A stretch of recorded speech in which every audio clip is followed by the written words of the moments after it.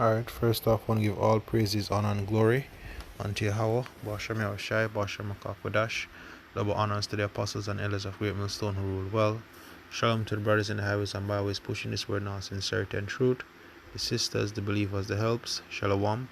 This is the brother Irawam from the James Jamaica camp, coming to another quick lesson. And this lesson is just a quick reminder, for myself first and foremost, alongside the sincere Akim, the hopeful elect, that we should be wary of the things that we say and the things that we do, right? Because you have words and deeds unto life, and you have words and deeds unto words and deeds that leads to death. All right, so we definitely need to be careful as it pertains to our words and our actions, and let's just get into the scriptures, right? So it's very short. This is Wisdom of Solomon 1, and I'll start at verse 13. It says, "For the Most High made not death, neither had he pleasure in the destruction of the living."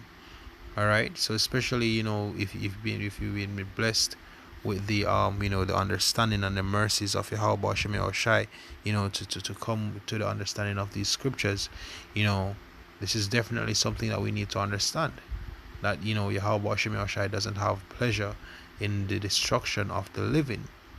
All right, moving on, it says, "For he created all things that they might have their being, and the generations of the world were healthful, and there is no poison of destruction in them, nor the kingdom of death upon the earth." All right, so this earth was actually created for paradise. Everything was created within its own right to be used in a particular way. All right, so when you really look at it, nothing is evil within it of itself. All right, everything has its purpose, right? But what men or humans, or however you want to put it, flesh has this wicked flesh tends to lean towards the side of death, right? But the spirit leads on to life, right? And part of our baptism is actually us, having through the spirit and power of Yahweh Shem Yahushai, mortifying our flesh, mortifying our members, and working towards making our spirit the most the dominant factor, right? So verse 15 says, "For righteousness is mortality." All right, so if righteous, what is righteousness? Righteousness is pretty much us practicing and rehearsing the righteous acts, following the Lord's judgments, statutes, and commandments to the best of our ability, right? As best as is in us, we follow the scriptures, right? That's actually immortality, right? Verse 14 says, "But ungodly men with their works and words call it to them, for they thought to have it their friend. They consumed to naught, and made a covenant with it, because they are worthy to take part with it." All right, and even last week at camp we were speaking about it.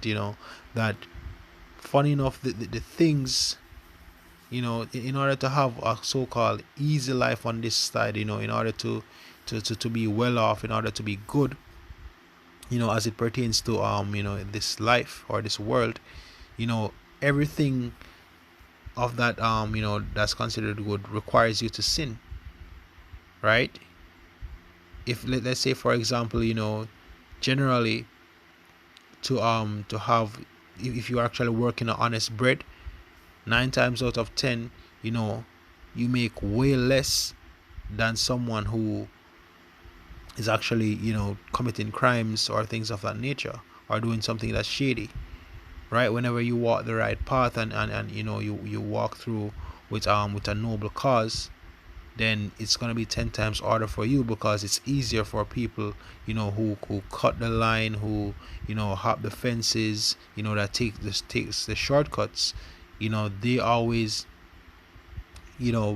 seem, to men to be in good case. And in a sense they are, as the scripture says, woe unto you that is rich on the, in this kingdom, or in this side, for you have received your consolation. So because you're sorrow, because you have received your consolation. And that's the thing, right? A lot of people are actually happy, or actually calling that unto them, make a covenant with death, with their current lifestyle. And they're saying that, look, we have one life to live. But they think that they're in good case because they're benefiting from that, when really they're actually on their way to destruction. They're actually being consumed, as the scripture has stated, right? It says, but ungodly men with their works and words call it to them, for when they thought to have it their friend, they were consumed to naught, and made a covenant with it, because they are worthy to take part with it. And that's the thing, right? Look at it from the standpoint of even adultery, one of the most rampant things. Men, that's how, those are words, to speak, in regards to adultery, or speaking for adultery, right? When you're speaking towards, some form of abomination, saying, do what thou wilt. So like, do what thou wilt. You know all is fear in love and war. There's no right or wrong. As long as it feels good, as long as it feels right. Those type of quotes or words are words of death, right? Because Yahweh Bashem has given us, the law of life, right? There's something that governs this earth, to ensure that everything works in proper order, and it is these scriptures, right? So, speaking back on adultery, yes, they feel good because they smash an next man's wife, or they feel like they're on top of the world because they've been with 3, 6, 8, 10 million women, within one day or 1 year, or however they want to put it.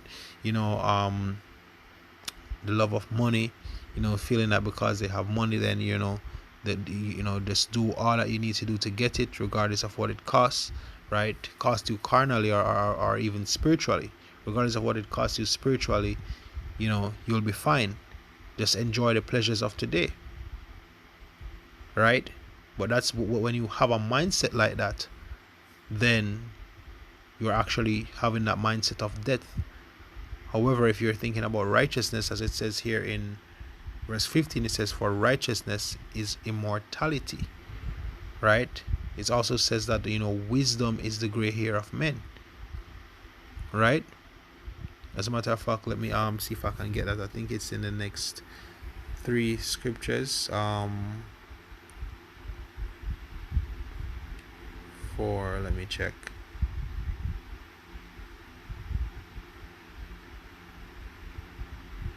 Right, it says, better it is to have no children, and to have virtue, for the memorial thereof is immortal, because it is known with God and with men, right?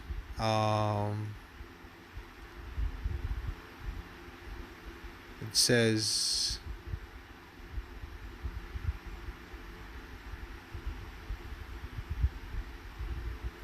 I'm trying to get the point.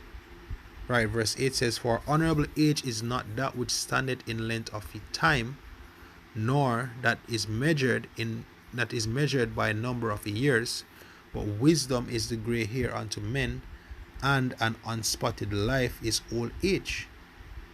All right, so this is why it says righteousness is actually immortality, right?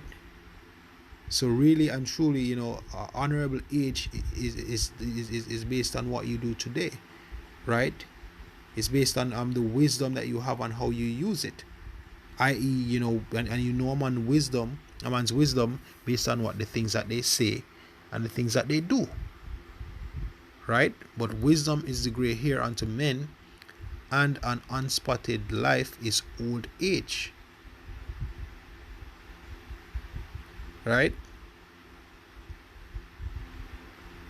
He pleased God and has beloved and was beloved of him, so that the living among sinners he was translated, right? And this is referring to who? Enoch, right?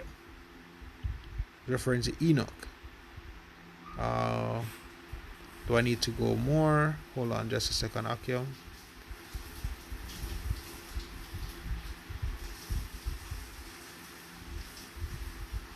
Right, let me go down some more. Right, so it says, yea, he was taken away, yea, speedily was he taken away, lest that wickedness should alter his understanding, or deceit beguile his soul.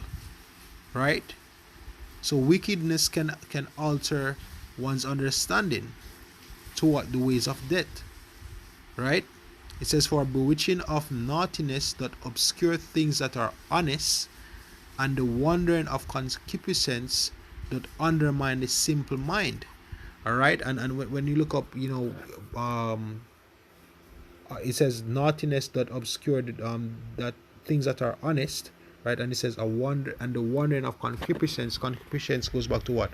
The love or the lust of what, of that which is forbidden, right?